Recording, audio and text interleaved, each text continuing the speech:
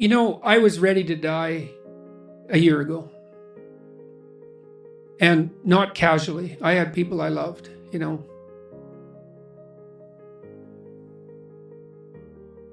So no, I'm not very worried about me. But I'm very worried about making a mistake. Yeah.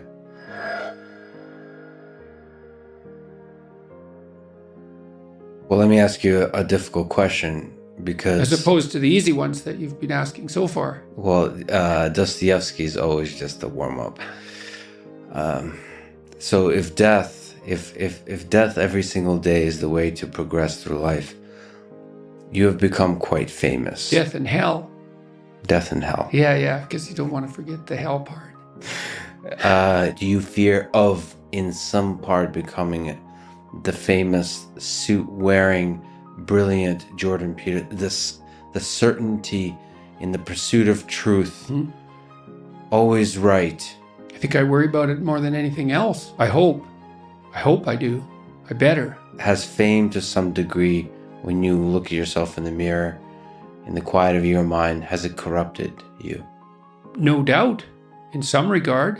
I mean, it's a very difficult thing to avoid, because things change around you. People are much more likely to do what you ask, for example, right?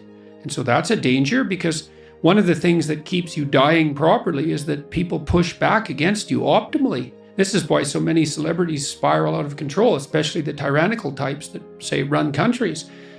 Everyone around them stops saying, yeah, you're deviating a little bit there. They laugh at all their jokes. They open all their doors. They always want something from them.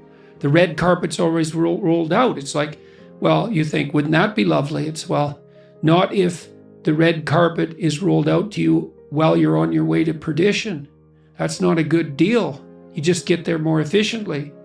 And so one of the things that I've tried to learn to manage is to have people around me all the time who are critics, who are saying, yeah, I could have done that better, and you're a little too harsh there, and you're alienating people unnecessarily there, and you should have done some more background work there. And I think the responsibility attendant upon that increases as your influence increases. And as your influence increases, then that becomes a lot of responsibility. So, and then maybe have an off day. And here's an example. I've been writing some columns lately about things that perturb me, like the forthcoming famine, for example. And it's hard to take those problems on. It's difficult to take those problems on in a serious manner, and it's frightening. And it would be easier just to go up to the cottage with my wife and go out on the lake and watch the sunset. And so I'm tempted to draw on anger as a motivating energy to help me overcome the resistance to doing this. But then that makes me more harsh and judgmental in my tone when I'm reading such things, for example, on YouTube, than might be optimal. Now, I've had debates with people about that, because I have friends who say, no, if you're calling out the environmentalist globalists who are harassing the Dutch farmers, then a little anger is just the ticket. But then others say, well, you don't want to be too harsh because you alienate people who would otherwise listen to you. It's like, that's a hard balance to get right. But also maybe anger hardens your mind to where you don't notice the subtle, quiet beauty of the world. The quiet love that's always there, that permeates everything. Sometimes you can become deeply cynical about the world if it's the Nietzsche thing. Yeah. Battle not with monsters, lest ye become a monster. Yeah. And if you gaze into the abyss gazes also into you. Right. But I would say, bring it on. Right? Because that's why I also say, knowing that he's absolutely right, but if you gaze into the abyss long enough, you see the light, not the darkness. Are you sure about that? I'm betting my life on it. Yeah, it's a heck of a bet.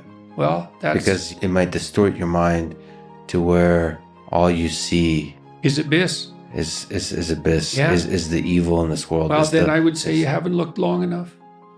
That's back to You're just the limited... the swords, the flaming swords. It's like So I said the whole story of Christ was prefigured in that image. It's like the story of Christ psychologically is radical acceptance of the worst possible tragedy.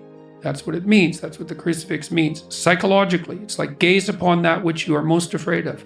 But that story doesn't end there, because in the story, Christ goes through death into hell. So death isn't enough. The abyss of innocent death is not sufficient to produce redemption. It has to be a voluntary journey to hell. And maybe that's true for everyone.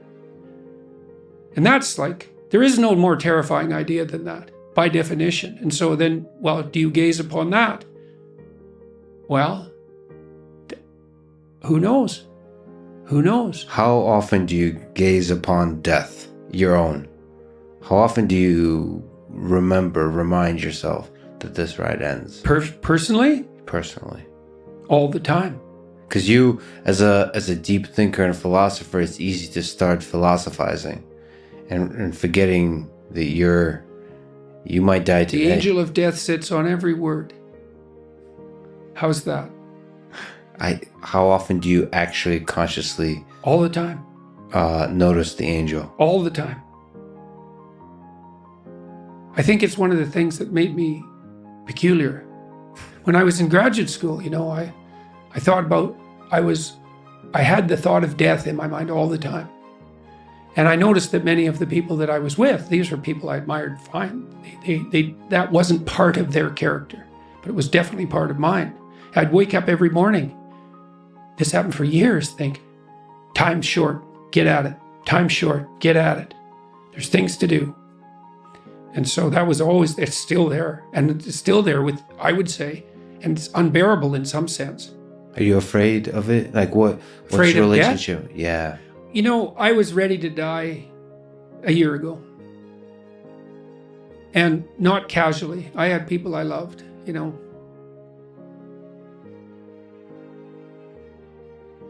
So no, I'm not very worried about me, but I'm very worried about making a mistake. Yeah. I heard Elon Musk talk about that a couple of months ago. It was really a striking moment. Someone asked him about death, and he said, just offhand, and then went on with the conversation. He said, that'd be a relief. And then he went on with the conversation. And I thought, well, he's got a lot of weight on his shoulders. I'm sure that part of him thinks, it'd be easier just if this wasn't here at all. Now, he said it offhand, but it was a telling moment in my estimation. So for him, that's a why live question. Mm-hmm. The exhaustion of life. If you call it life is suffering, but the hardship. I'm more afraid of hell than death. You're afraid of the thing that follows.